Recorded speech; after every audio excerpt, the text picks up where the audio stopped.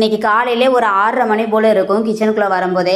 அர்ஷத்துக்கு வேற 4 நாள் school leave விட்டுருக்காங்க. சரி, அவங்களுக்கு பிடிச்ச மாதிரி ஏதாவது செஞ்சு கொடுக்கணும் இல்லையா. இன்னைக்கு எப்பவும் போல் அரிசியை உலைய போட்டுட்டு அதுக்கப்புறமா இஞ்சி பூண்டு பேஸ்ட் கொஞ்சம் உரிச்சிடலாம் சொல்லிட்டு அதுவுமே உரிச்சு எடுத்துக்கிட்டேன்.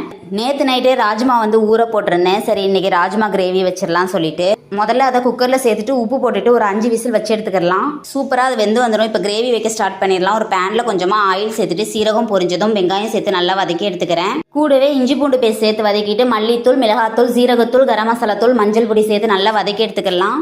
இது நல்லா வதங்கினதுக்கு அப்புறமா தக்காளியை அரைச்சி அதில் சேர்த்துட்டு நம்ம அதையுமே நல்லா வதக்கி எடுத்துக்கலாம்.